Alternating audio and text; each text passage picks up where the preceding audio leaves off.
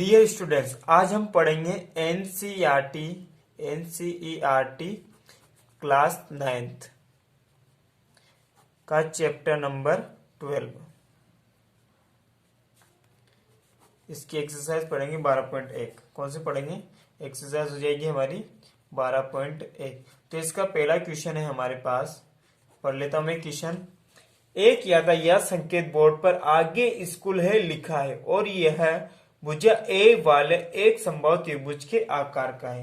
यानी कि क्या है? एक यातायात संकेत बोर्ड है जिसपे लिखा हुआ है आगे स्कूल है, और वो जो बोर्ड है वो त्रिभुज के आकार का है, संभव त्रिभुज के आकार का है, जिसकी भुजा हमें दे रखी है ए।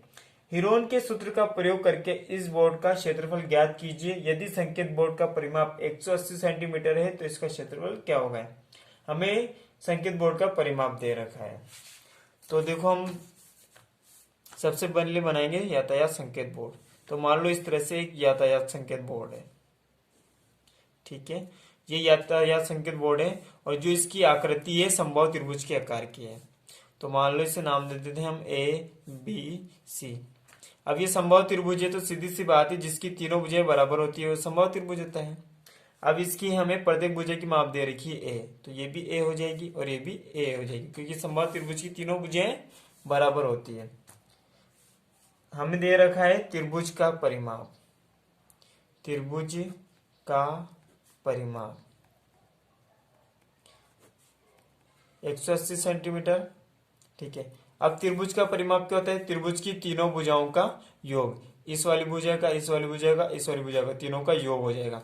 अब तीनों भुजाओं की माप क्या दे रखी है? हमें ए दे रखी है, तो यहाँ पे ए प्लस ए प्लस ए प्लस 180 डिग्री। ए ये हो जाएगा 3a बराबर 180। ए बराबर हो जाएगा 180/3। तो ए का मान आ गया हमारे पास 60 डिग्री। ए बराबर कितना आ गया? 60। तो हमें एक भुजा मिल गई। अब हम निकालेंगे अर्ध परिमाप। क्या निकालेंगे? अर्ध परिमाप। अर्ध परिमाप को प्रदर्शित करते हैं एस से। अर्ध परिमाप होता है ए प्लस बी प्लस सी बटे 2। अब आप यूं सोच रहे होंगे कि यहाँ पे ए बी सी क्या है। देखो, ए बी सी यहाँ पे त्रिभुज की तीनों भुजाएं हैं। ये तो संभव त्रिभुज है। जरूरी थोड़ी ना वो हर बार हमें संभव त्रिभुज दे, दूसरा भी दे सकता है, विषमभाव भी दे सकता है। तो यहाँ पे देखो ए बी सी क्या है? त्रिभुज की भुजाएं हैं। तो हमारे पास तो यहाँ पे एक भुजाओं का मान क्या है? 60 आया है। तीनों भुजाओं का मान क्या आ जाएगा? 60 है। ये वाली भुजा भी 60 है, ये वाली भुजा भी 60 है और ये वाली भुजा भी 60 है। तो यहाँ पे ए का मान भी 60, बी का मान भी 60, सी का मान भी 60 और बटे में कितना आ जाएगा? 2। तो यहाँ पे कितना आ जाएगा? 180/2। तो एस बराबर कितना आ जाएगा हमारे पास? 90 सेंटीमीटर। ये का यहाँ पे सेंटीमीटर दे रखी है इस वजह से। अब देखो, हिरोन का सूत्र क्या होता है? हिरोन का सूत्र, हिरोन के सूत्र से त्रिभुज ए बी सी का क्षेत्रफल। तो देखो, हिरोन का सूत्र होता है हमारे पास S minus A, S minus B, S minus C. Heron का सूत्र, ठीक है। हिरोन के सूत्र से हम किसी भी त्रिभुज का क्षेत्रफल निकाल सकते हैं। बस ये है कि हमें उस त्रिभुज की तीनों भुजाओं की माप पता होनी चाहिए। अब एस क्या है? यहाँ पे अर्ध परिमाप है, जस्ट अभी निकाला है। कितना है हमारे पास? 90। तो ये 90, एस का मान 90 माइनस का माइनस ए का मान कितना है? 60, ठीक है। और यहाँ एस का मान आया 90 और बी का मान भी 60 हो जाएगा, क्योंकि बी भी भुजाएं संभव त्रिभुज की तीनों भुजाएं बराबर होती है। तो ये भी 60 हो जाएगा। एस का मान 90 और सी का मान 60। अब यहाँ पे देखो, 90 का 90 में से 60 जाएगा, कितना बचेगा? 30। 90 में से 60 जाएगा, कितना बचेगा? 30। 90 में से 60 जाएगा, कितना बचेगा? 30। अब इनके टुकड़े कर लेंगे, फैक्टर कर लेंगे, ठीक है। तो इनके टुकड़े करेंगे तो 90 के तो हो जाएंगे 3 इंटू 3 इंटू 10। 30 की क्या हो जाएंगे? 3 इंटू 10। और इस 30 की क्या हो जाएंगे? इसके भी 3 इंटू 10 और इसके भी 3 इंटू 10। अब यहाँ पे देखो, इनको अच्छे से जमा के लिख लेते हैं। 3 कितनी बार है? 1 2 3 4 5, 5 बार है। 3 इंटू 3 इंटू 3 इंटू 3 इंटू 3। 5 बार लिख दिया। 10 कितनी बार है? 1 2 3 4, 4 बार है, तो 10 इंटू 10 इंटू 10 इंटू 10, 4 बार है तो 4 बार लिख दिया। अब यहाँ पे देखो दो दो की जोड़े बना दो सभी के, इन दोनों का बन गया, इन दोनों का बन गया, जिसका नहीं बने उसको रहने दो। इन दोनों का जोड़ा बन गया, इन दोनों का जोड़ा बन गया। तो अब यहाँ पे हम क्या लेंगे? वर्गमूल।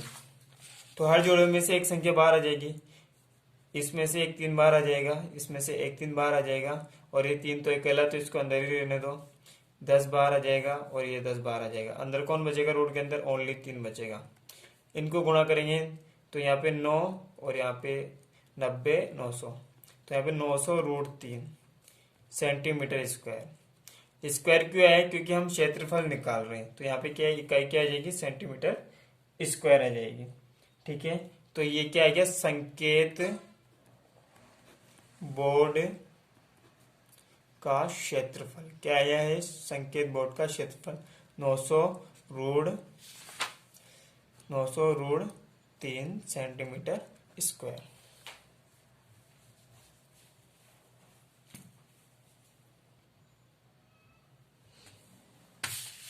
एक बार और समझ लेते हैं।